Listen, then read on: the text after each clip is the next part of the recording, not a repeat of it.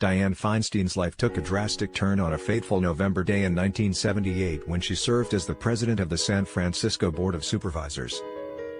On that shocking day, she was forced to make a grim announcement that would forever alter her path. Little did she anticipate seeking re-election for this role. Addressing a crowd of reporters and City Hall employees, Feinstein delivered the heartbreaking news. Both Mayor Moscone and Supervisor Harvey Milk had been shot and killed. The response was a chorus of gasps and screams. She continued, "The suspect is Supervisor Dan White." In the wake of this tragedy, Feinstein assumed the role of acting mayor.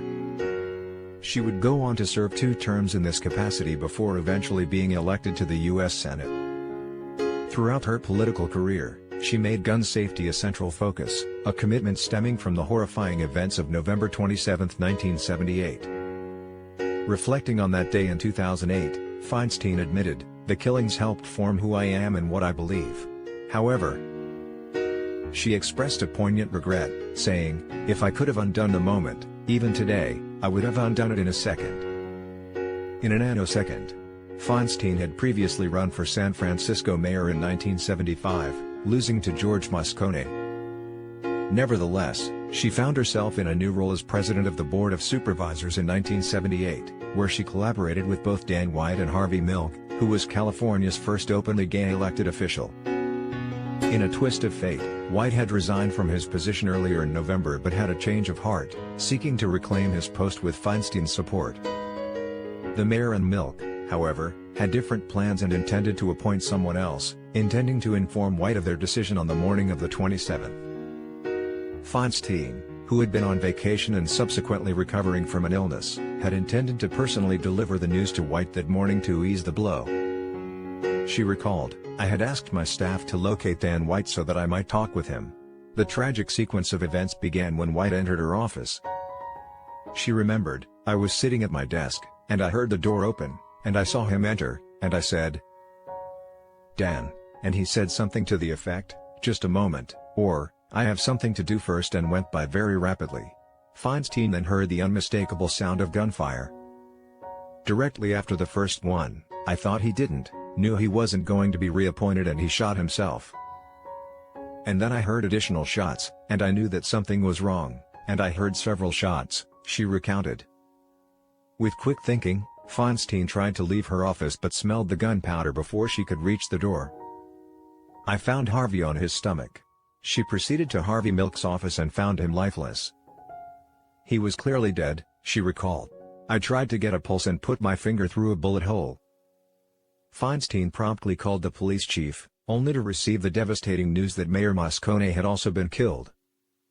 Reports indicated that both men had been shot multiple times, a grim detail that still haunted her memory. "I remember it, actually, as if it was yesterday. And it was one of the hardest moments, if not the hardest moment, of my life," Feinstein told the Chronicle. "It was a devastating moment. For San Francisco, it was a day of infamy." The events of that day would forever shape her perspective and her commitment to issues such as gun safety. Feinstein's journey from that tragic moment in 1978 to her role in the U.S. Senate is a testament to her resilience and determination in the face of adversity. In a separate context, General Mark Milley delivered a poignant farewell speech in Arlington, emphasizing the solemn oath taken by those in uniform to protect and defend against all enemies. He made it clear that this oath transcends allegiance to any particular group, religion, ruler, or dictator, emphasizing the value of democracy, foreign and domestic. General Milley, who had served in the military for over 40 years, faced an unusual set of circumstances during his tenure as chairman of the Joint Chiefs of Staff. He received a social media death threat from a former president whom he had once advised as a top military official. Despite the challenges he faced, Milley remained steadfast in his commitment to protect the nation. He recently oversaw the swearing-in of General Charles Q. Brown, Jr. as his successor, overcoming political obstacles that had delayed the confirmation process due to Republican Senator Tommy Tuberville's hold on military promotions. Many observers lauded General Milley for his leadership qualities, integrity, and humility. Some suggested that he could play a vital role in shaping public opinion, particularly among independent voters, in future elections. General Milley's unique position came with added responsibilities, including heightened security measures due to death threats. His potential to influence public discourse about democracy's state in the United States was recognized by many, making him a prominent figure in the current political landscape. In a time of polarization, General Milley's focus on the military's deserving respect and the unity it can bring to the nation resonated with a broad spectrum of Americans. His willingness to address the challenges of the moment and confront past mistakes, such as the Lafayette Square incident, marked him as a leader unafraid to hold himself accountable. As General Milley's career transitions into a new phase, there is anticipation of his continued impact, potentially using his platform to motivate other retired military leaders and influence critical swing state voters in upcoming elections. Unique perspective, forged through years of service and facing unprecedented challenges, positions him as a crucial figure in the ongoing narrative of American democracy.